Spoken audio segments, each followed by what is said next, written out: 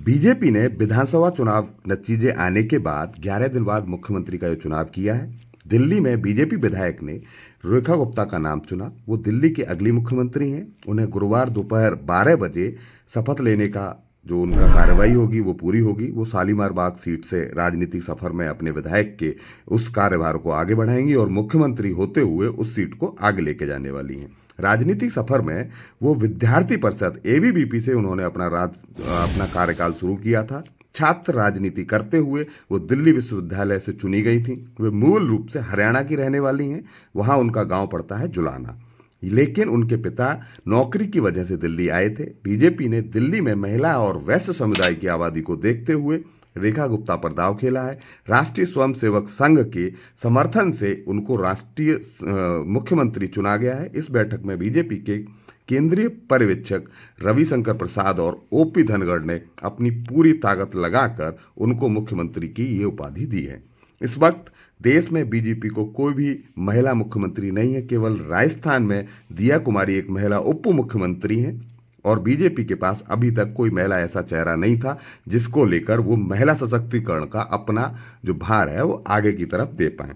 महिलाओं को एक अच्छा संदेश देने के लिए 50 साल की रेखा गुप्ता का जन्म 1974 में जिंद जिले में नंदगढ़ गांव में हुआ था। उनके पिता भारतीय स्टेट बैंक में मैनेजर थे। नौकरी के सिलसिले में उनका परिवार 1976 में यहां से चला गया था। उस समय रेखा गुप्ता की उम्र केवल 2 साल थी। रेखा की पढ़ाई लिखाई दिल्ली में हुई। उन्होंने वकालत की पढ़ाई की और उसके बाद राजनीति में आ गई। छात्र राजनीति करते हुए उन्होंने पार्षद का चुनाव लड़ा और उससे आगे आकर विधायक बनने के बाद आज सीएम की पदवी पर विराजमान है। दिल्ली के नवनिर्वाचित विधायकों की बैठक में शामिल होने के लिए रविशंकर प्रसाद और ओपी धनखड़ ने उनको अपना समर्थन देकर अपने मुख्यमंत्री के रूप में चुना है। रेखा गुप्ता छात्र जीवन में अखिल भारतीय परिषद से एबीवीपी का चुनाव लड़ने के साथ दौलत राम कॉलेज के छात्र संघ में सचिव चुनी गई थी। 1995 और 96 में दिल्ली विश्वविद्यालय छात्र संघ के साथ चुनी गई। रेखा गुप्ता महिला चेहरा होने के साथ साथ एक बीजेपी का पुराना चेहरा भी है जो संघ के साथ जुड़ा हुआ है।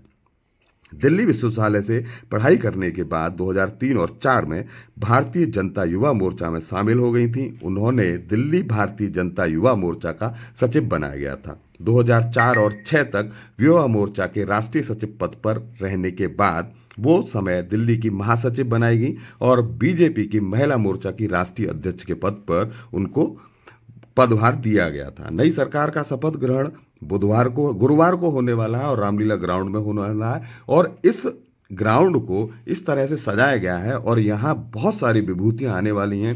सभी मुख्यमंत्रियों को जो बीजेपी सरकार के मुख्यमंत्री हैं इस समय पे उन सबको बुलाने का न्योता पहले ही दे चुका है। उन्होंने दिल्ली नगर निगम के चुनाव 2007 और 12 में भी पीतमपुरा से जीती थी। रेखा गुप्ता ने 2015-2020 का विधानसभा चुनाव शालीमार बाग सीट से लड़ा था, लेकिन वो हार गई थी और 2015 के चुनाव में उन्हें आम आदमी पार्टी की वंदना कुमारी ने करीब 11,000 वोट से हराया था। साल 2020 के चुनाव में रेखा की हार का अंतर घटकर 3,500 रह गया था और इस बार चुनाव में रेखा गुप्ता ने अपनी पिछली दोनों हारों का बदला लेते हुए आम आदमी पार्टी की वंदना कुमारी को 29,000 वोटों से हराया है। इससे उनकी दावेदारी बहुत ही स्ट्रांग हो चुकी थी। कई बार से हारने के बाद छात्र जीवन से लेकर और अब तक उनकी राजनीति बीजेपी के सहारे चली, छात्र संघ के सहारे चली और संघ परिवार के सहारे चली।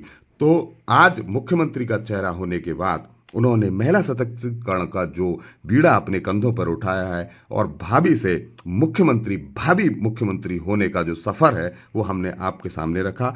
इसी तरह की आगे वीडियो देखने के लिए बने रहिए समाज एक सोच के साथ। वरुण कुमार सिंह, धन्यवाद। प्लीज लाइक, शेयर और सब्सक्राइब।